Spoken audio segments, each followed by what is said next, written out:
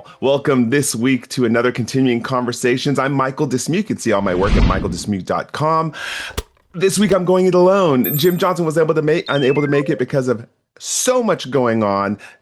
You'll hear more about it coming later, future shows for sure. But today we're going to talk about Star Trek comics, how they're made, why they matter, what they can teach all of us about telling better Star Trek stories at the table. Even though we don't have Jim here, he's here in spirit, and I'll make sure to close the show with his "Live Long and Prosper," just so you all feel it. Today our guest is Heather Antos. She's editor for Star Trek Comics. She's a story consultant, someone who's been shaping modern pop culture storytelling for years. She's an Eisner, Harvey, and Hugo nominated editor and story consultant who's worked with companies like Marvel and Lucasfilm, as well as independent creators all over the world. And what I love about Heather is this. She's always been a storyteller at heart. She spent her life chasing inspiration and connecting others with theirs. If you've ever wondered how a Star Trek comic goes from wild idea to published issue, how editors protect canon without choking creativity, or how you build stories that welcome new fans while still rewarding the deep cut crowd, you are in the right place. So let's transport over to my interview with Heather Antos.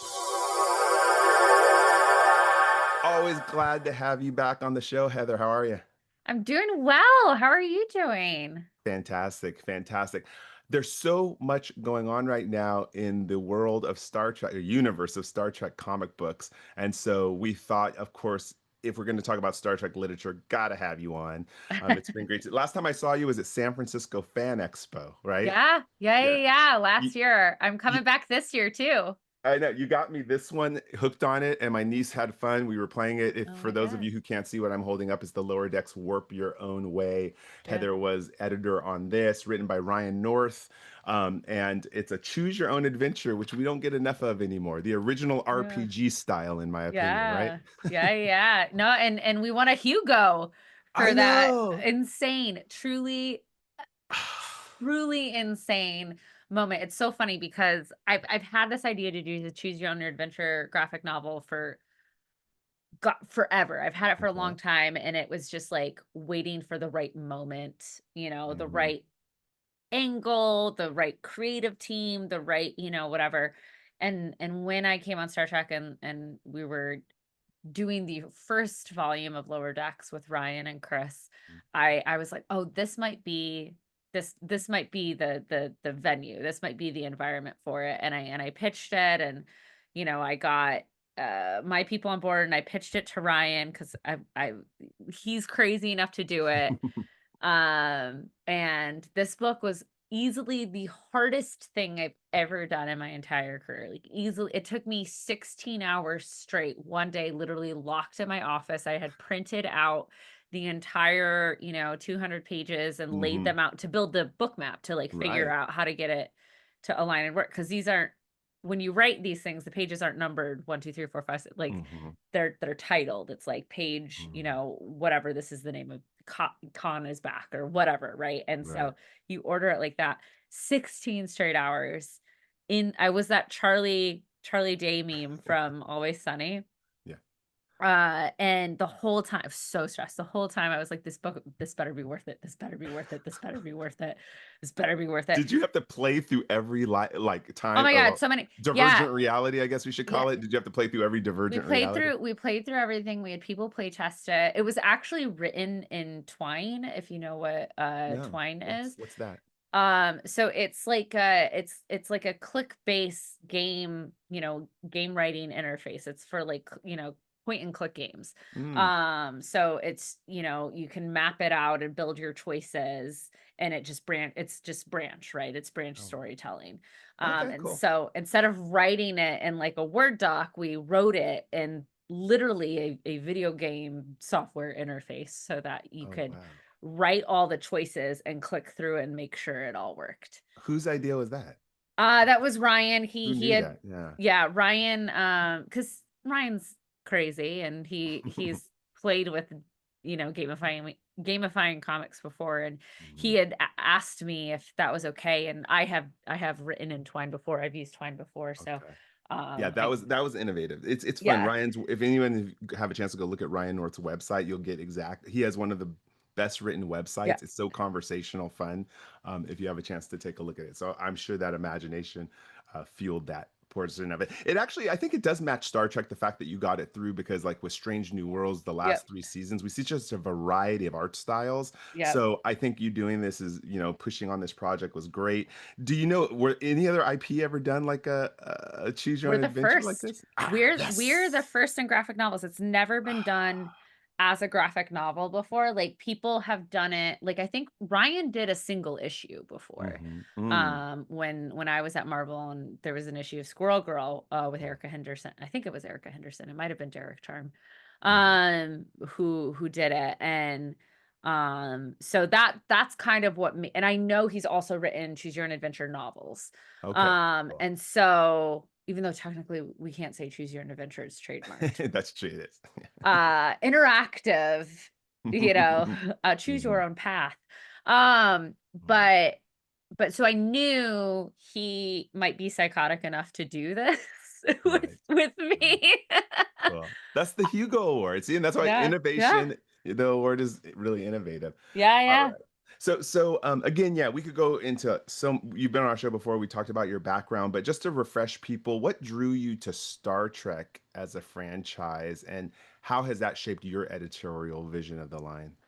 Yeah, I mean, I chose Star Trek. I was very fortunate to come to IDW at a time where there was a bunch of editorial shifts happening. And because of my Marvel background at the time, they were really looking for me. They really wanted me to take over Teenage Mutant Ninja Turtles. That's what they, Mhm. that editor was leaving and they needed someone to take over like the big toys, right? The big brand. And but if anyone knows me, they know I like a challenge and TMNT is in like it has its audience, it's doing its thing. Like it's not really in a place and definitely wasn't at the time. That was when The Last Ronin first like came out. Mhm. It wasn't in a place where like I could go in and shake things up. It wasn't in a Mhm. place where, it needed a change.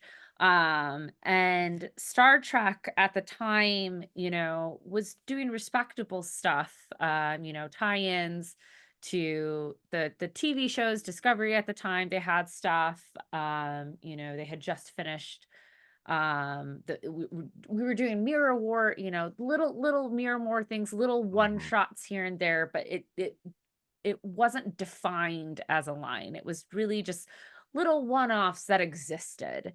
Right. And the thing about Star Trek that's so appealing to me just as a nerd and a pop culture fan is the geek industry, the geek pop culture would not exist as we know it today without Star Trek. Star True Trek that. fans put on the first fan convention. Star Trek was the first cinematic universe. MCU would not exist as we know it Mm. today without Star Trek. We wouldn't have Star Wars as we know it today without Star Trek. We wouldn't have San Diego Comic Con. We wouldn't have New York Comic Mhm. Con, which just happened. We wouldn't have all of these things. And yet, even in comics, right, which is considered niche and nerdy, Mhm. Star Trek is like, oh, that's too nerdy for us.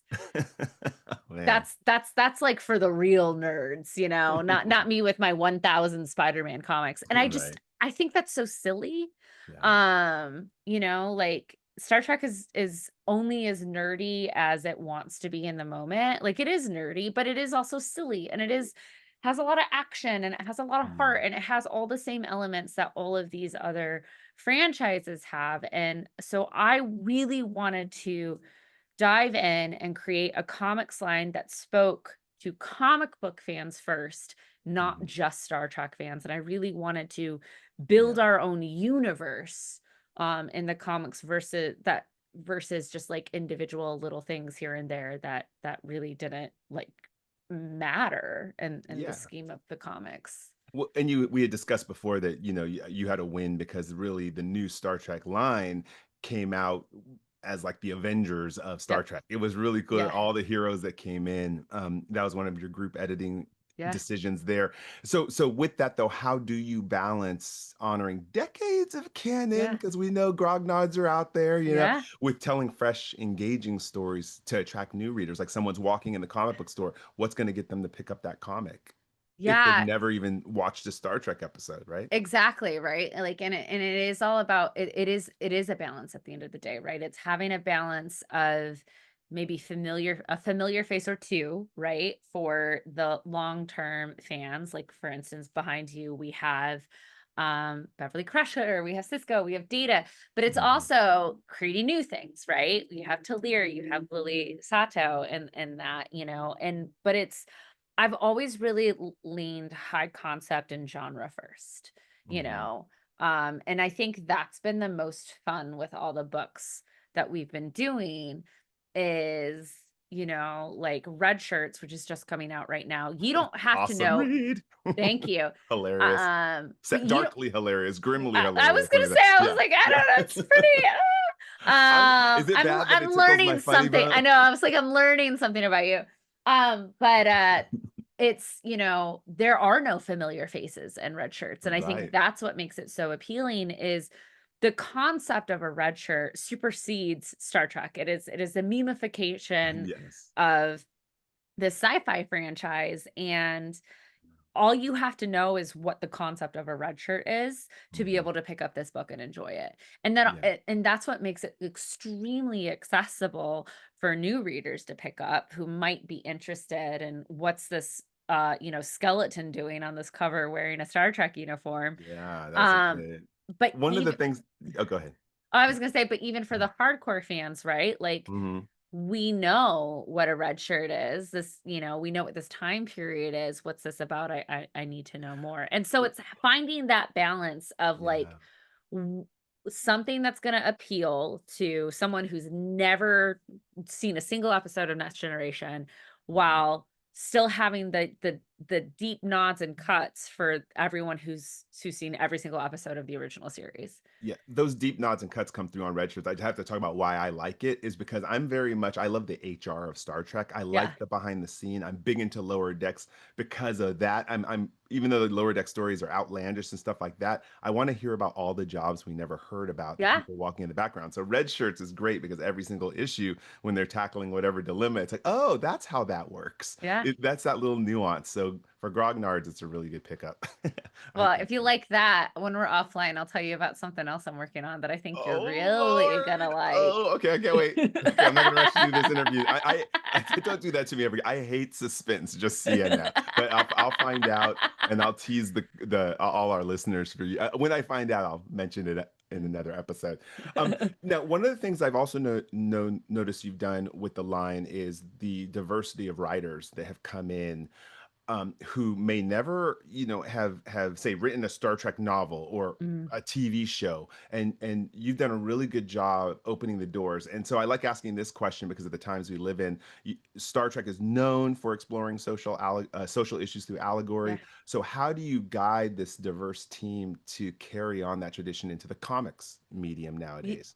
Yeah, I mean, that's one of my favorite things about approaching new folks to come on to Star Trek is, for the majority, everyone who is working on Star Trek, or at least when I first started, is just as big of a nerd as everyone listening to this podcast, right?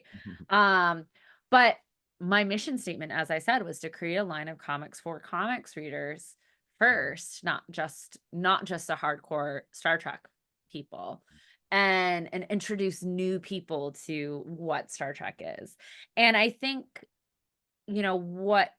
what I'm about to say applies to any franchise, any brand, any IP. It's you just have to understand what the core conceits of that world is. It's about Mhm. hope, it's about inclusivity, it's about boldly going, standing strong in the face of oppression, right? Like all of these things that apply to a lot of other IP out there that we all love. And so, you know, i- I say this a lot to people. I was like, don't let the Star Trek of it all terrify you.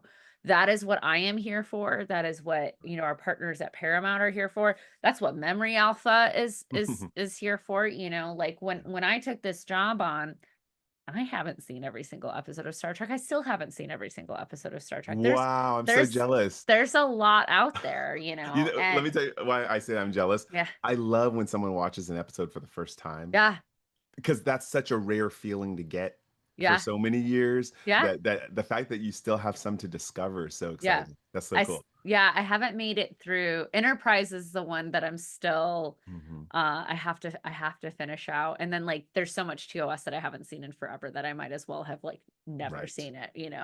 That's cool. But like that's what we're all here for. I'm hiring the creators because I want a fresh take Mhm. on this franchise, and I want what they have to bring and what they see out of Star Trek. And um I think that's what's so cool. I think there's been a historical tendency with Star Trek to look back, right? And to play the hits again and again and again and Right. again. And use the same voices again and again and again and again, and Mhm. we feel it. Yeah. And this is the franchise of boldly going that includes having new voices tell stories in this world.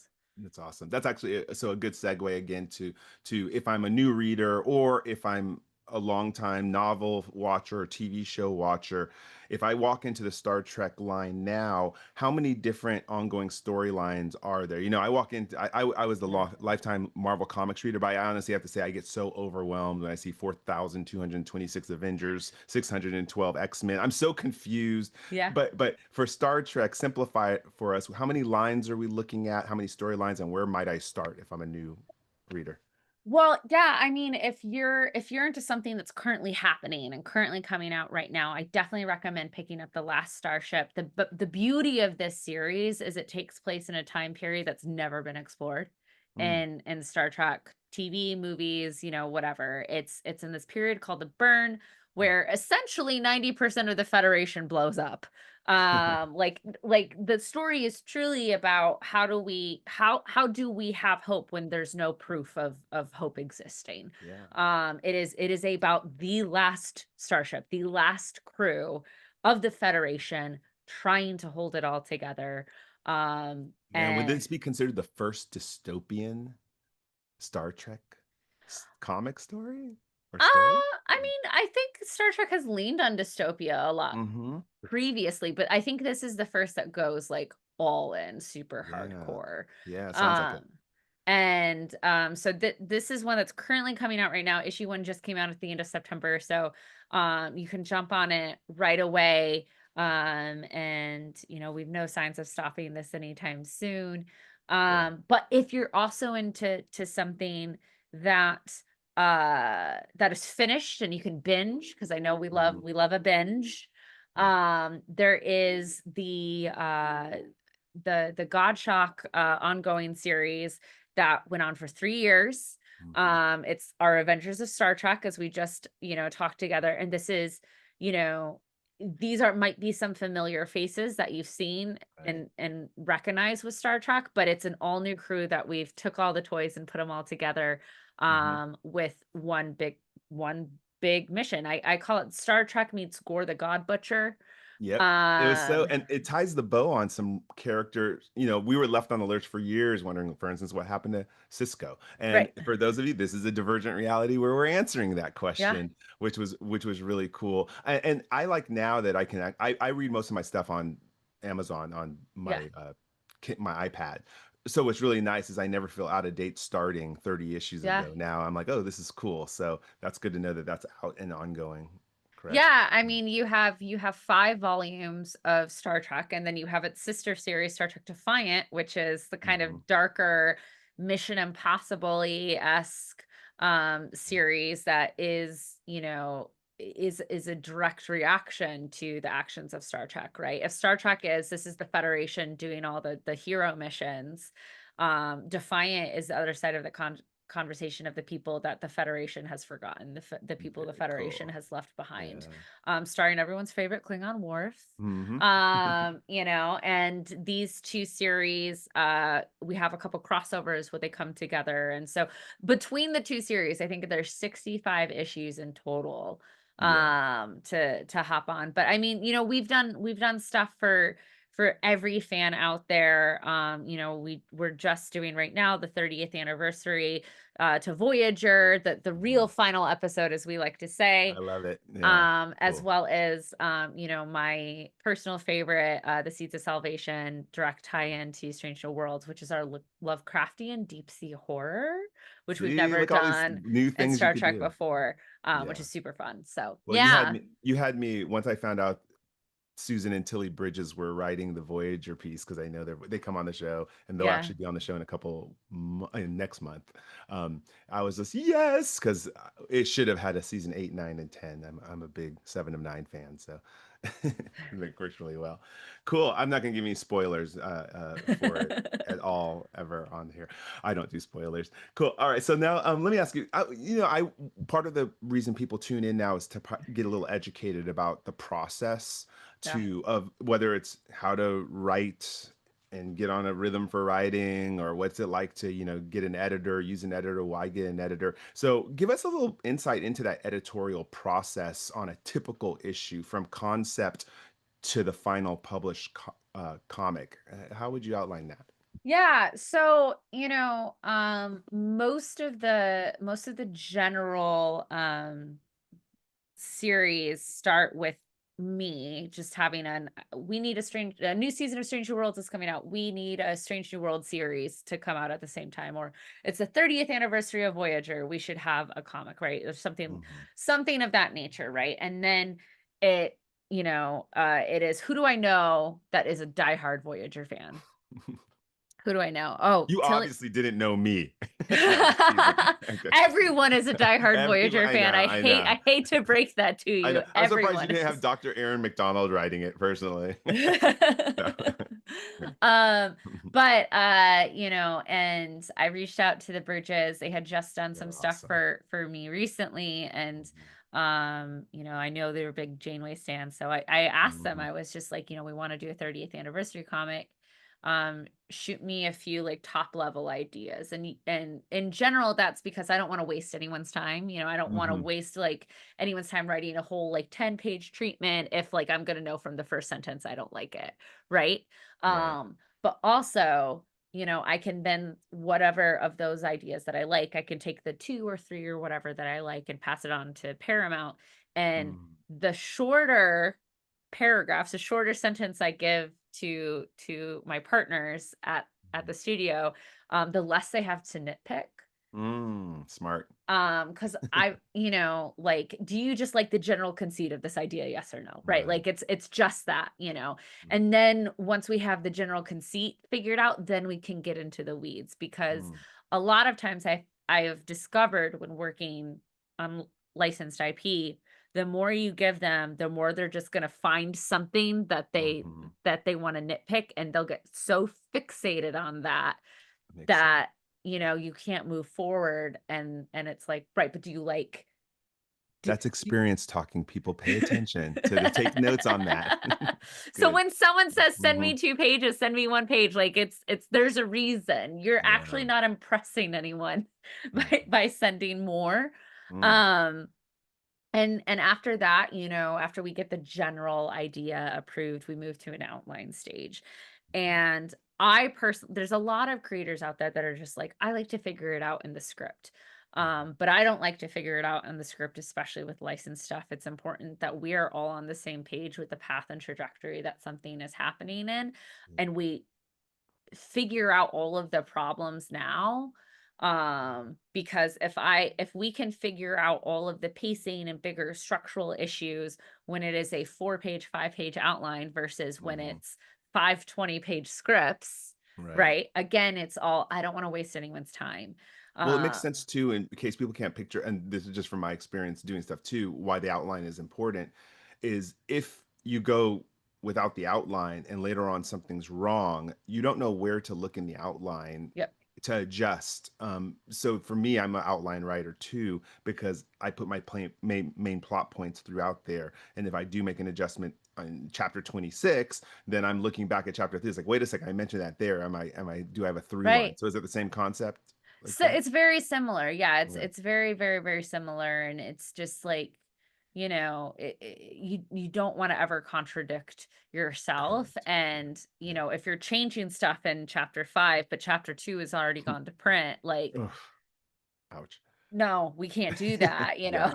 Yeah. And so, that's it's I work very closely with the writers on that. And after we get that in a solid enough place, we move to script. Mhm. Same thing, right? Can I Um, ask you a question about the outline thing then? I yeah, mean, you have like 30, what number Star Trek issue are you on? 33 now, 34 of Star Trek? the The whole ongoing's got Go it's ahead. over. That one ended. Okay. Yeah, so but it went up to 30, 35. 35, right? Okay. Yeah. So was that entirely outlined out from the beginning? No. Okay. Okay. I think because I know No. there's beats and acts in that. Yes. So Yeah. okay. So did you do it by act pretty much? So, yeah, so God Shock, this is a great question. So God Thanks. Shock, we had the first maybe year up into Day of Blood, Okay. up into the first event where it crossed over with Defiant. That was kind of our first um big outline, and I like to outline via arc, right? Via what's going to be an individual trade. For that series it was like every 6 issues or something. And so Mm. um we got to Day of Blood, and truly no one knew it was going to be bigger than that. Like we thought we all right, we did a year, like, whatever. But it was really successful for us, so we got to keep going. And after Day of Blood, I asked, because we did a big writers room with Jackson, Colin, and Chris. And after we did that, I was like, okay, what's next? And it was after Day of Blood that Jackson and Colin were like, oh no, we figured it out, because they're insane. Typical. Yeah. Typical. Yeah. And they're like, it is 4 more arcs, and this is exactly what they are. And they like cold pitched me like what it was. And it was like, truly, again, it's that super high concept, one sentence, like whatever. Yeah. Yeah. And then we break down like the individual arcs as we come along. So For again, right any now, of you who don't understand what Heather's talking about, go back and watch a Jackson Collin interview yeah, with us and look at the energy. He bursts through the TV. yeah, yeah, he It's does. really good. Yeah. But yeah, we're doing something similarly, well, with Last Starship. Is, they pitched the general conceit of, this is the mission statement for the series, right? Mhm. That got approved, and then we were doing every single arc outline individually, because it's just easier for Yeah, that's everyone. brilliant. No, I love that. And again, for people who are, thinking about if they get to the stage past pitch and they get to many people do their own. I did my own manga. Other people have done their own comics. Knowing how to structure and build the bones on before going on is a great way to write. It's Yep. not the only way to write, but it definitely, for someone like me who's a time management freak, it's a great way to write. So then once you do that, you got the bones on it. You've got that outline. What's the next piece in that process? Yeah, scripting, we Yeah. go to script, and I work with them on that. And there's a bunch of different Hmm. ways to script. Everyone kind of works in their own way, but I'll work with them on that. And a lot of the notes, if we've done the outline right, Hmm. at that point it is, does this give, is this interesting? Is the pacing there? Are the page turns in the right place? Are we using our splash pages effectively? Are we earning our double page spreads? Mm. Does this end? Does the ending give us a resolution for this individual issue, but does it continue to ask a question to make me need to pick up the next issue, right? And it's all sort of that sort of stuff. It's also really important, and this is something that I hone in on Jackson and Colin a lot, is, and honestly, any writer, not just them, but I remind people that, like, the previous issue came out a month ago. Hmm. So, like, I need to be able to pick up this issue without having just read the previous issue. Yes. Um, You need the and previously on.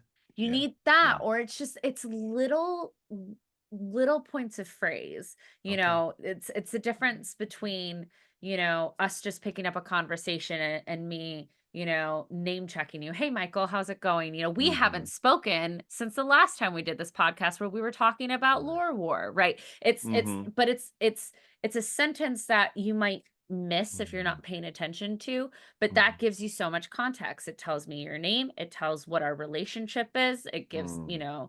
it provides context. And um, What a great the art. Thank you. I like pointing these like another people taking notes. Think about that for art form yeah. when you're writing comics. That's Yeah. such an important, I often or a book, novels too. It applies the same. Yeah. honestly, Yeah. I Yeah. I use there's a lot of metaphors or comparisons I use all of the time. And one example I often go to is the early 2000s, 90s, when it was three camera sitcoms, right? And Mm-hmm. it was the age of channel flipping. And in between commercials, you're going to flip the channel and you might hop on to another show that's like 12 minutes in, right? Mm-hmm. So you missed the beginning of the episode, but they just came back from commercial. And if you pay attention, Mm-hmm. anytime they come back from commercial, anytime it's a new scene, if it's a Friends, a Seinfeld, a Cosby Show, any of those, Mm-hmm. they'll name all of the characters who are in the scene, you Mm-hmm. know, come on, Monica, like, you don't need to Hmm. clean the kitchen all the time, right? That tells you everything you need to know about that character in that moment. They'll give you the context of like, we only got 5 minutes, so we got to get out of here. Like, Mm-hmm. they're so good at like delivering information in such an organic way that you don't even realize you're You're giving creating the a monster. My context. wife already complains that I call stuff out like, "Oh, that's Yeah. foreshadowing. That's important." How Yeah. do you know? And so Yep. now when next time I'll probably put on Golden Girls tonight Yeah. or something and say, "By the way, watch this new trick." Right. I point to, it's I work on Star Trek and all these horror comics at IDW, but all the time I reference Devil Wears Prada. I think the opening Oh, sequence of Devil Wears one of my favorite Prada, movies. Yeah. but Mm. it is the opening sequence of Devil Wears Prada, when it's the suddenly I see, right? It's the Yeah. opening credits, Yep. does such incredible world building Doesn't it with purely the through clothes the just visual putting yeah. without even uttering a word. And Yes. then when Andy Sachs gets into the office, right, with Emily, and Andy's just an idiot and doesn't know anything about Hmm. anything, and Emily Blunt's character is like, "What do you mean? Of course, this is what we do. This is Miranda. This is this thing, and Oh we're the yeah. most expensive." Like, it's telling you everything you need to know, but not in a way that assumes the viewer is stupid, right? Yeah. Yeah. And it's Very good. that little stuff I would say that you pay attention to. my favorite scene in that movie, because I actually didn't want to go see, it's just a little non sequitur here. Yeah, I didn't want to go see that movie. My wife and her friend wanted to go see that movie, and I went arms crossed, like, okay, well, buy me a big tub of meh, popcorn. yeah. So I was totally like arms crossed, like I'm not going to enjoy this. I completely they to this day have not watched the movie half as many times as I have for sure. But it was when Andy walked in and she looked down at her Yeah. shoes, her little blunt tipped brown shoes, and her eyes flared. And Yep, and then she just goes, "That's all." with that eye flare Meryl Streep Yeah. did, I was like, there you go. I was like, Yeah. yeah. So yes, okay, back off that non sequitur, but Yes. thank you for telling us that. So Yep. that's so cool. So from the point where we talked about that first concept pitch all the way through to the scripting and of course we know art would be the next and all those Yep. steps that we know like line art and coloring. How much time from that first concept to get it out the door? It depends. It Okay. it honestly depends. I'm a very type A person. I love my spreadsheets, and Mhm. if a book is on the publishing schedule, I have what I call like the drop dead start dates. I have a schedule built out for me that tells me, if I want to book out in February, I need to have a pitch in by June at the latest, right? Or Yeah. Okay. whatever. So like 6 Three, to 8 7 months. months is like kind of the Okay. like theoretically, you should be Mhm. moving at that point. Things can happen faster, certain things happens, slower, like Yeah, whenever, um, that makes what sense. yeah, whenever Yeah, there's like, say there's like a movie that's actively about to come out and you're doing a tie-in with that, you'll probably need some more time just because mhm, more eyes need to be involved, makes sense. with certain Yeah. things. But It's good to know. I tell people you yeah, want to be, if you really want to, you can be a writer, but if you want to be a published person or in it, learn the business, learn the steps, yeah, learn that there's so many contingencies or so many yeah. sign language. So many Yeah. connectivities is what I'm thinking in my head. Yeah, it's like, for instance, we're Mhm. recording this middle of October, right? And the books Mhm. I am actively working on right now, like in that development, in that early Yeah. development stage, are coming out next summer and fall. Oh, that's cool. So like typically we're working like around a year in advance. Yeah, that's awesome. It's nice. And it's nice once you get the process. I do you ever have it where a book comes out and you forgot you worked on it? That I forgot No? I worked on it, Uh, but like, it is a thing where like I'm always looking forward, right? I'm yeah. always like, what's the next deadline? What's the next fire I have to put out? What's the next Mhm. big thing? And if something has gone to print, I don't remember it at all. And like people will ask me, Mhm. when does XYZ issue come out? And I'm like, I don't know. It made it to print though, so I'm My good. job's Like, yeah, yeah. Yeah. exactly. So That's cool. I definitely get that sometimes where they're like, when does this issue come out? I'm like, Yeah. Let me ask one more question to you. Really appreciate this, always a wealth of information. What do you see are the biggest opportunities for Star Trek storytelling and comics that you don't think maybe the shows or films can easily tackle? Where can comics dominate? yeah, I mean, it's definitely stuff where it's, I'm hoping we get to explore more with this character, like Giorgio, right? I think like Mm. she is a wealth, like I love Michelle Yeoh. She's, and I love that she came back for Section 31, but And like, people don't get why either. Can I tell you? yeah, I could talk about that all day. People don't understand why that was. There was a lot of criticism about that movie. I love it actually, and they don't understand why that was such a smart Star Trek business decision yeah, on top of everything else. yeah, So go ahead, talk about the yeah, no, comic no, no, convention there. but it's Yeah. just like, like let's be honest, Michelle Yeoh has better things to do. Like she could do whatever she wants right now. Yes. And it's probably, as much as I would love it to be more Star Trek, it's probably not going to be more Star Trek. And so Right. like Yeah. the comics are a great opportunity to tell stories with with the characters that we're not going to get on TV again. I mean, what we just did with Benjamin Sisko, right? What we just Mm-hmm. did Mm-hmm. with Right. his story with Jake, what we just did with Worf and his story with Alexander. Mm-hmm. We brought back Kirk for the last Starship, right? Yep. William Yep. Shatner's 94 years old. He's not, as much as he says he's going to come back to do more Kirk. Hmm. The reality is probably not. And it's a great opportunity to continue to tell these legacies, Yeah. but also use these legacies to introduce a new generation to brand new storytellings, brand new crews, going bold. And I think that's one of the most beautiful things that Picard season 3 did, is not only did it bring back these legacy characters, it also continued with the quote, no pun intended, the next generation. Yeah. Right. And that opened the door. It opened the door for so much potential that, hopefully one day we'll get to have. And that's one of the things I'm super excited for too, with like Academy, right? Like Hmm. the possibilities of that we'll be able to now play off of in the comics when that show comes out, I think is Hmm. really, really exciting, because again, it's a time period that Yeah. we've not got to explore yet, really. That's a um really good answer. It's actually unexpected, the answer you gave me. I actually thought you were going to deviate over like, well, we can create aliens you can't afford to create in I mean, FX. we can do that too, and we But have I done like that. your answer is even better. Is that really, you can finish writing these stories or give us Yeah. more that the studio dollars can't pay Yeah. for for a Michelle Yao. Well, So yeah. well, and it's like, think of Picard season 3, right? One of the most interesting things, because I got to read all of the scripts before it came out. Must be nice. Perks of the job. As I like to say, I know things you don't know, you don't know. Oh. Um, but one of the most interesting things to me as a storyteller in Mhm. reading that was, Beverly Crusher hadn't seen Picard in 20 years. Mm. Yeah.